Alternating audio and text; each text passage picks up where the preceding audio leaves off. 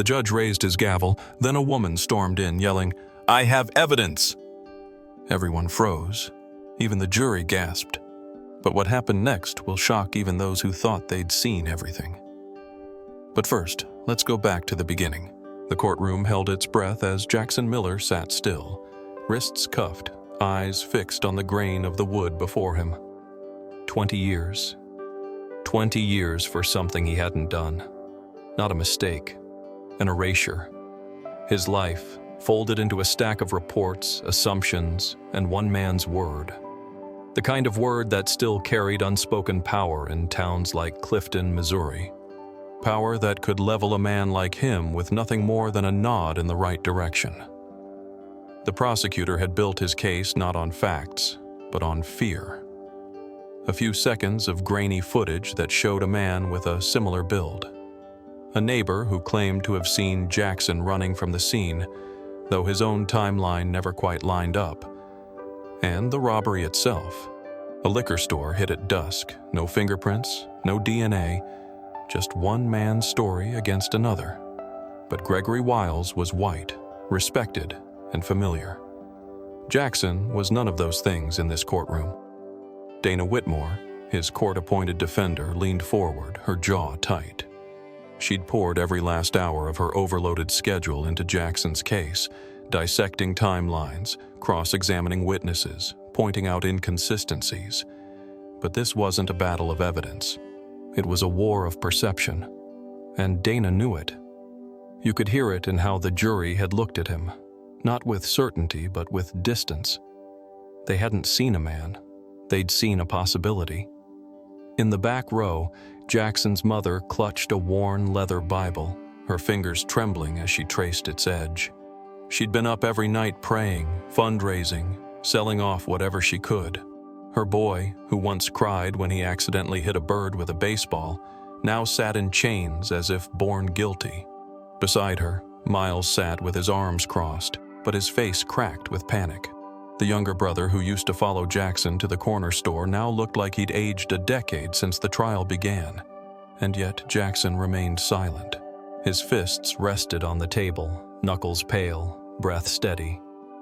He had refused the deal, 5 years in exchange for a confession, because admitting guilt would have meant surrendering the last thing they hadn't taken. The truth. That truth was all he had left, and they were about to bury it under a judge's signature. The gavel hovered, and then, as if the air itself recoiled, the back door creaked open. The room shifted from breathless stillness to stunned volatility as the woman, Rebecca Ellison, approached the bench with quiet authority. The weight of her presence disarmed the room like a slow detonation. She didn't stammer, didn't hesitate. Her tone was not performative.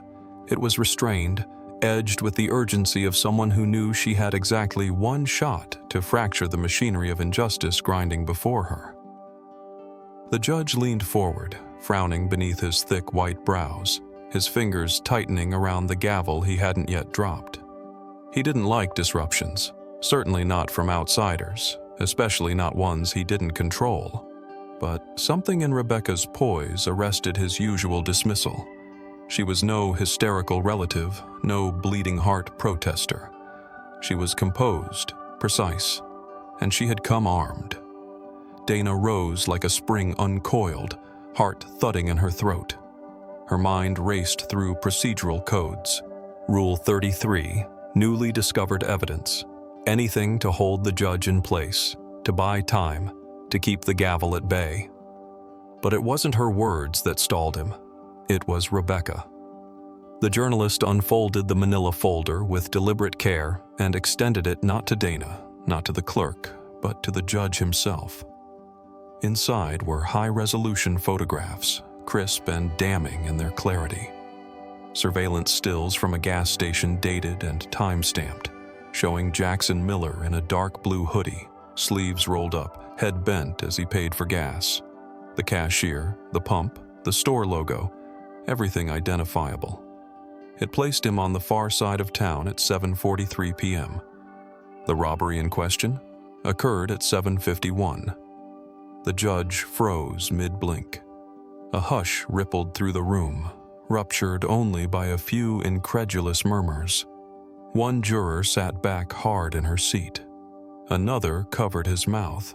Jackson's eyes locked on the photos like a man staring at his own resurrection. His breath caught, chest tightening as if afraid to believe too soon. The anchor of despair he'd carried for weeks, no, years, shifted slightly in his gut. Dana grabbed the folder, scanning the timestamps, her hands shaking not from surprise but from something sharper: vindication.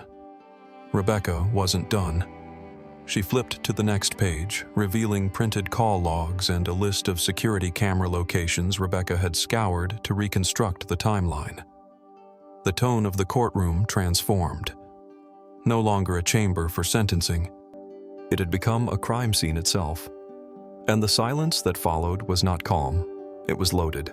The back room was cold, windowless, and lined with yellowing legal books no one had opened in years.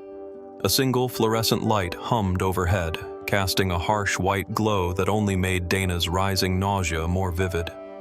She paced once, then stopped in front of Rebecca Ellison, who stood calmly by the table, her coat still on. Dana's voice came out in a harsh whisper, strained from exhaustion and disbelief. "Why now? Why not earlier?" Rebecca didn't flinch. Her tone was quiet, but each word carried the weight of a loaded chamber.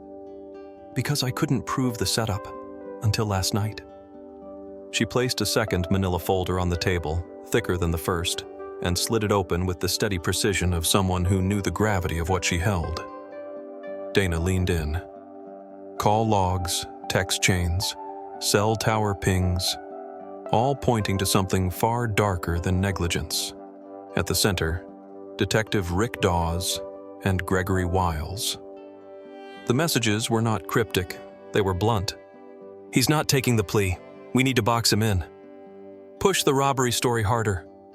He fits the profile. That's enough." The last one made Dana go still.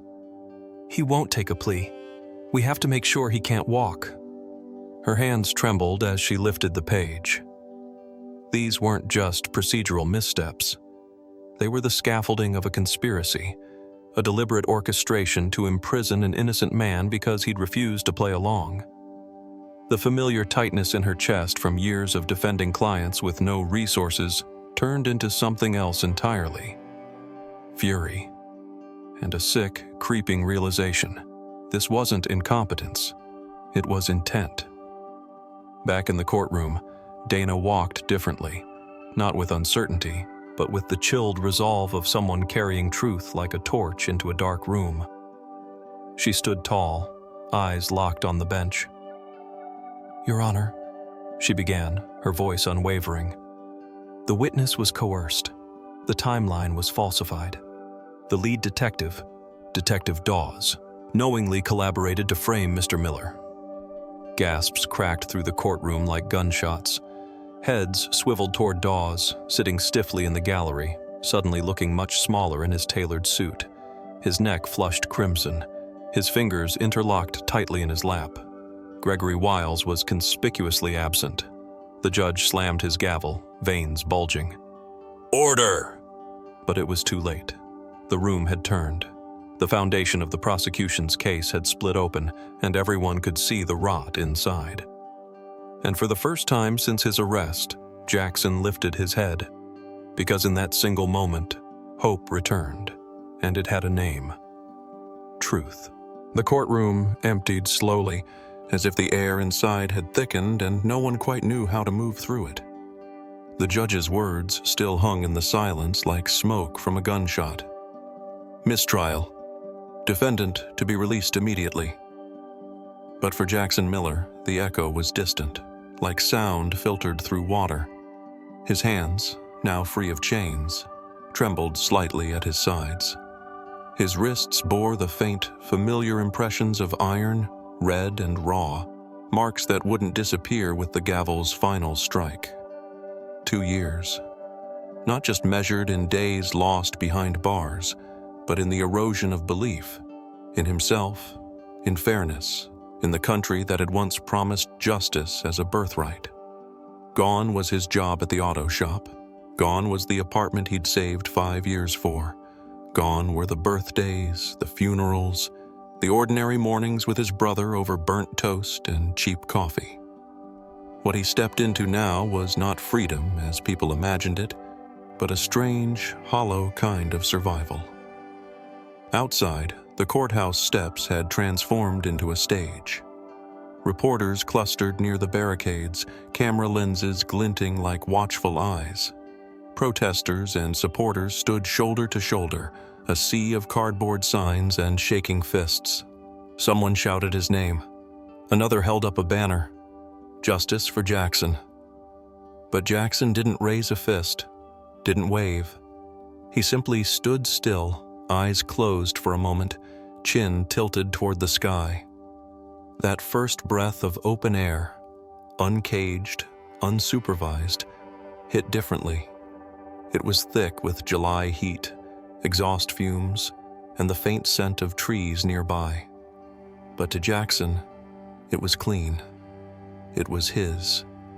No one could confiscate it. Dana was there, arms around him before he could even speak. Her embrace was tight, unfiltered, part relief, part apology.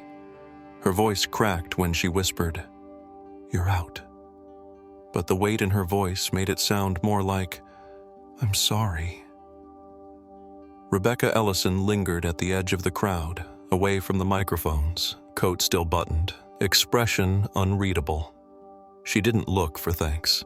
She simply watched, notebook closed, her role complete. A reporter pushed forward, mic outstretched. "Jackson, what would you say to someone who's about to give up?" Jackson didn't answer right away. His eyes were still fixed upward, as if searching for something beyond the courthouse dome, something older than law, deeper than vengeance. Then he turned to the crowd and said, with the quiet weight of a man who had tasted the edge of erasure, "Don't. Even if they silence you, the truth never dies."